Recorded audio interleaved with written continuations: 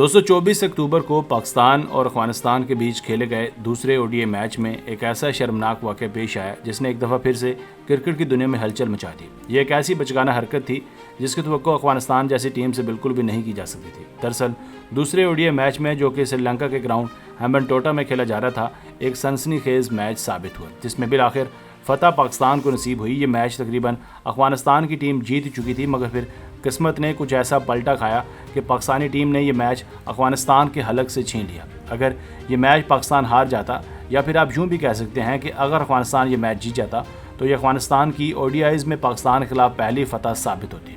इससे पहले पाकिस्तान और अफगानिस्तान के दरमियान 6 ओडीआई मैचेस खेले जा चुके हैं, जिसमें ग्रीन टीम सभी 6 मैचेस में सुरखरू रही है, यानी अफगानी टीम किसी भी एक मैच में सुरखरू नहीं हो सकी। बहरकैफ ये मैच बहुत ही ज़्यादा ड्रामाई साबित हुआ, जिसमें हमें फ़न, एंटरटेनमेंट, प्रेशर और टीम स्पिरिट का फुकदान हर चीज़ देखने को मिली। यानी इस मैच को आप यूँ भी कह सकते हैं कि ये एक पैसे पूरे हो जाने वाला मैच था। दोस्तों इस सनसनीखेज मैच के आखिरी ओवर में कुछ ऐसा हुआ जिसने तमाम क्रिकेटिंग फैंस को इश्तियाल दिला दिया। इस आखिरी ओवर में अफगानिस्तानी बॉलर फारूकी ने पाकिस्तानी ऑलराउंडर शादाब खान को मैन कैट कर दिया। ये दरअसल एक नया आईसीसी लॉ है जिसमें बॉलर नॉन स्ट्राइकर एंड पर खड़े बैट्समैन को रन आउट कर सकता है। ये रन आउट कैसे किया जाता है, इसकी तफसील तो हम आपको ज़रा बाद में बताएंगे। पहले ये बताना ज़रूरी है कि पाकिस्तानी टीम को आखिरी ओवर में 11 रन दरकार थे। क्रीज पर नसीम शाह थे और नॉन स्ट्राइकर एंड पर ऑलराउंडर शादाब खान थे, और बॉलर थे एक दफ़ा फिर से फजलुल हक फारूकी। अब आप जानते हैं कि नॉन स्ट्राइकर एंड पर खड़े शादाब खान का क्रॉसिंग करके अगली 5 बॉल्स खेलना कितना ज़रूरी था, इसलिए स्ट्राइक बदलना नागुज़ीर था।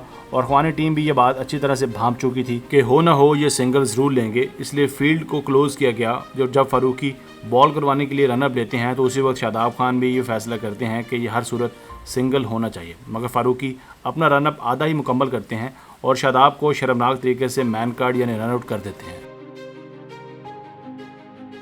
व्यूज़, इस रनआउट के बाद हर जानिब ये बहस छिड़ गई कि वाकई ये रनआउट था भी या नहीं। तो यहाँ हम आपको ये बताते चलें कि ये आईसीसी के रूल्स के हिसाब से रनआउट ही था। आईसीसी के लॉ नंबर 38.3 को अगर देखें तो ये रनआउट मुकम्मल लीगल था। इस्लाम में ये साफ लिखा गया है कि अगर कोई नॉन स्ट्राइकर एंड पर खड़ा खिलाड़ी बॉलर के बॉल रिलीज़ करने से पहले ही क्रीज छोड़ता है तो बॉलर उसको रनआउट करने का इख्तियार रखता है। मगर चूंकि क्रिकेट मुकम्मल एथिक्स की गेम है, इसलिए ये लॉ बंद तो गया, मगर आज के दौर में बहुत सी बड़ी टीमें इस रूल को टीम स्पिरिट की वजह से अप्लाई नहीं करती, क्योंकि इखलाकी तौर पर यह लॉ अब भी मुज़ायका खेज समझा जाता है। इसको अप्लाई करने वाली टीमों को अब भी सरजंश का सामना करना पड़ता है। मगर चूंकि उस वक्त मैच अपने फैसला कुन मराहिल में था और सारे मैच का दारोमदार उस वक्त इस आखिरी ओवर पर ही था, इसलिए शायद अफगानी टीम ने कहा होगा कि टीम स्पिरिट गई तेल लेने, मैच जीतना ज़्यादा ज़रूरी है, इसलिए शादाब की विकेट लेना यहाँ नागुज़ीर है। मगर फिर भी किस्मत का खेल आप देखें, अफगानी टीम फिर भी वो मैच हार गई, जिसके बाद ये कहना गलत नहीं होगा कि 100 जूते भी खाए और 100 प्याज भी।